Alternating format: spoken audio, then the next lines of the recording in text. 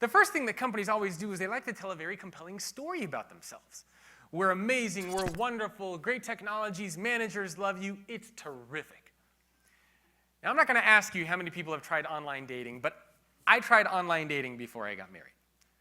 And if you have ever tried online dating, you'll know that oftentimes the person whose profile you see online and the person who shows up to the date, not the same person.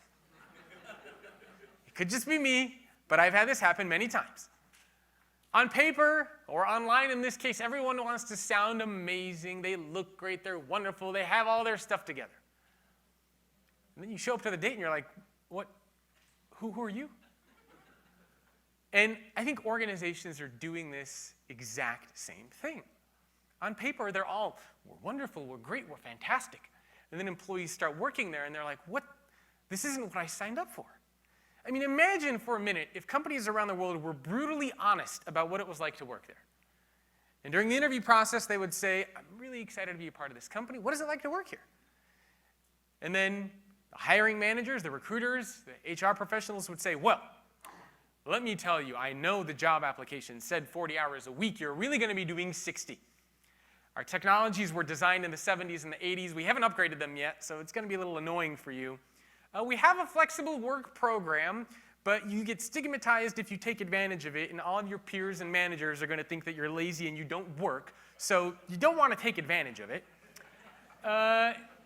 You commute an hour and a half to work and back from work. Managers are probably going to take credit for all the work that you do. You might get yelled at on some conference calls. It's really a great place. You want to work here? Who's going to say yes to that? Nobody.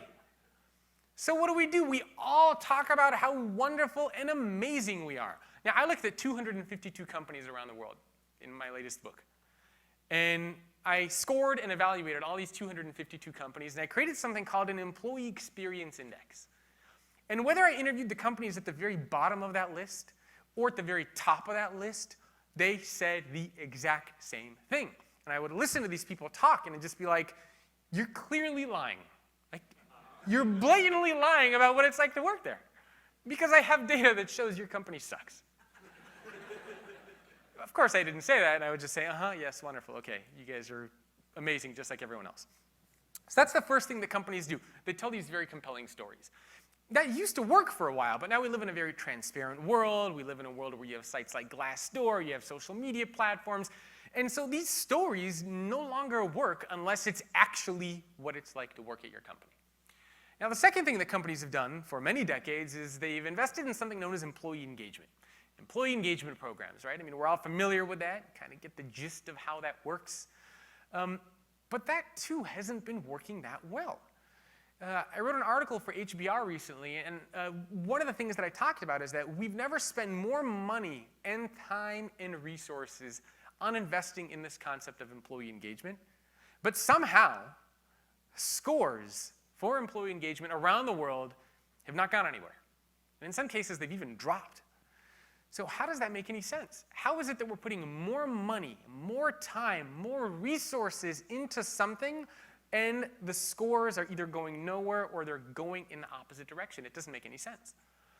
And I think what we're starting to see is that a lot of companies around the world approach employee engagement like an adrenaline shot. So what do I mean when I say an adrenaline shot inside of most companies? Typically, inside of any organization, nobody starts off on day one saying this place sucks. Doesn't happen, right? On day one, people are genuinely excited to be there. They want to make an impact. They want to contribute. They want to find out what they're working on, the tools that they're going to be using. Like, they're really excited to be there. Nobody shows up on day one going, damn it! Like, what am I doing here? It doesn't happen. So day one, people are already excited to be there. And something happens then over time where an employee's satisfaction starts to go down. And then the company here does an annual employee engagement survey, right? Once a year, sometimes once every 2 years, sometimes once every 3 years. And they collect data and they say, well, we scored a 62. That sucks. How do we get to like a 95? And they typically turn to HR and they say, hey guys, you see that number? You got to raise that by like 30 points. And the HR, and by the way, they say, and do it quickly. Do it quickly and as cost effectively as you can. But we need that score up. And so HR comes together and they say, all right, well, I don't know, anybody got ideas? And then somebody says, yeah. Hot yoga on Tuesdays. And they introduce hot yoga on Tuesdays. And guess what? Temporarily, the satisfaction goes up. And it goes back down. And then HR comes together again and they say, all right, what about free food on Fridays? That sounds good. Let's do that. And guess what? Satisfaction goes up again. And this is how companies view employee engagement around the world.